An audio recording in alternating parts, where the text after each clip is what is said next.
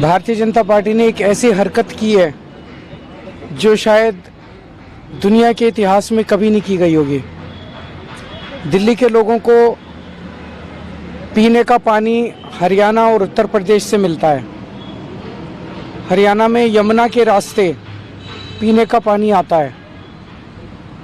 Bharatiya Janata party की हरियाणा की सरकार ने दिल्ली में यमुना से आने वाले पानी में जहर मिला के भेज दिया है।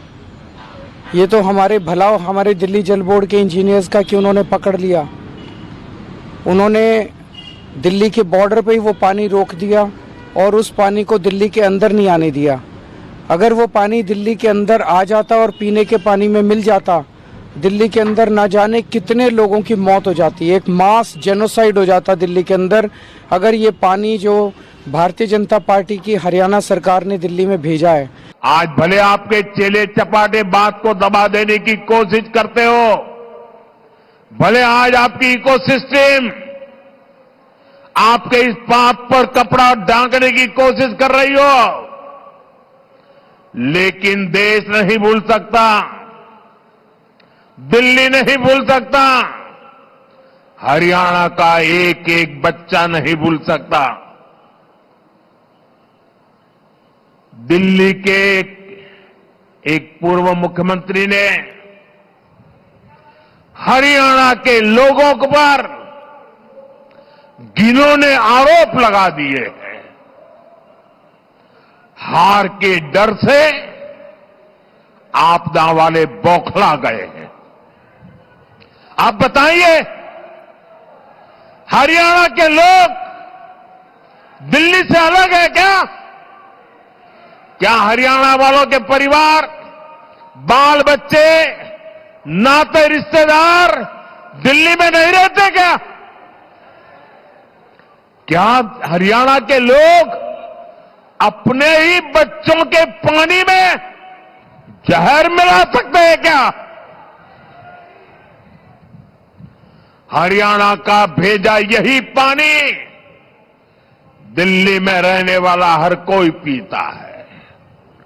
पिछले 11 साल से ये प्रधानमंत्री भी वही पानी पीता है।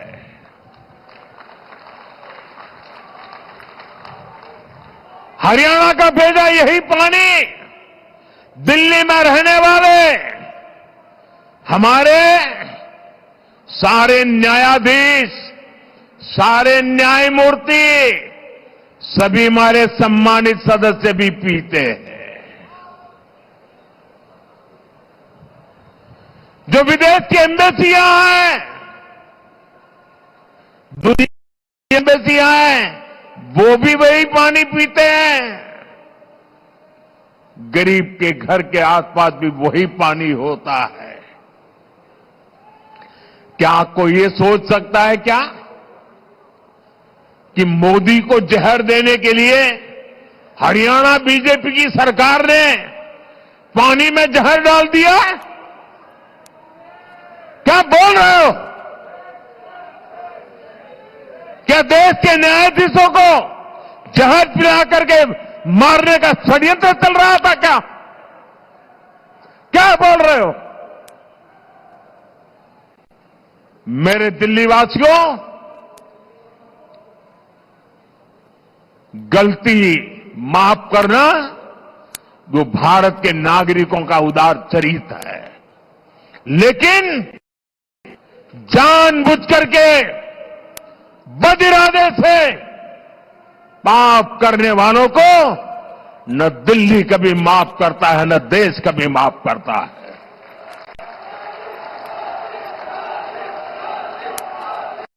साथियों, मैंने हरियाणा की रोटी खा की है।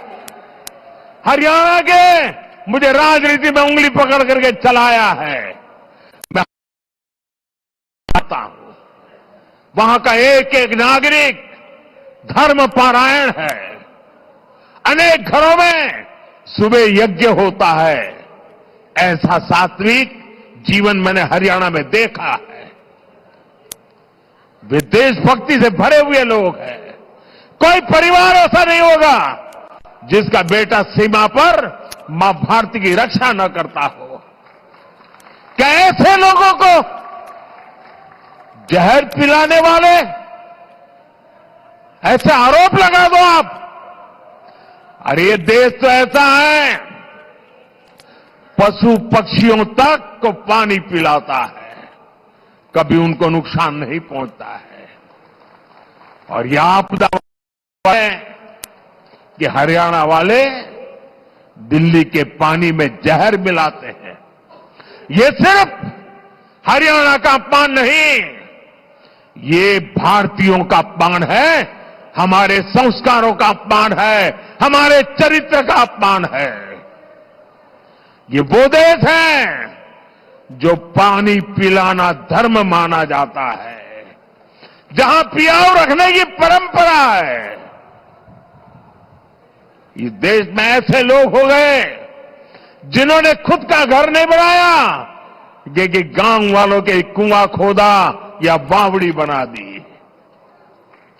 इस देश में देश के वासियों को ऐसा झूठा आरोप लगाते हो। चुनाव हारने का ऐसा डर कि कुछ भी बोलो। मुझे पक्का विश्वास है ऐसी ओछी बातें करने वालों को दिल्ली इस बार जरूर सबक सिखाएगी। इन आपदा वालों की लूटिया यमुना जी में ही डूबेगी।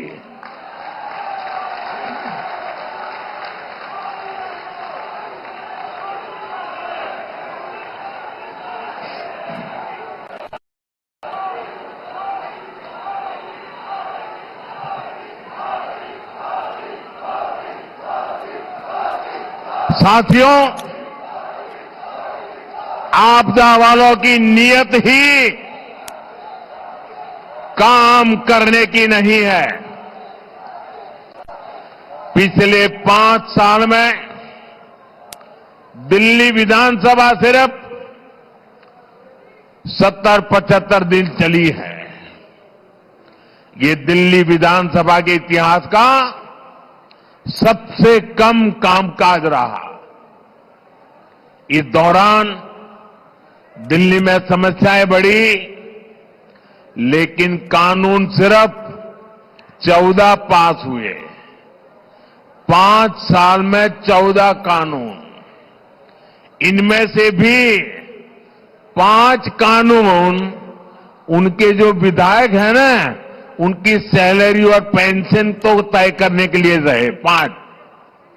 यानी आपदा वालों को दिल्ली की आम जनता की समस्या से कोई लेना देना नहीं है।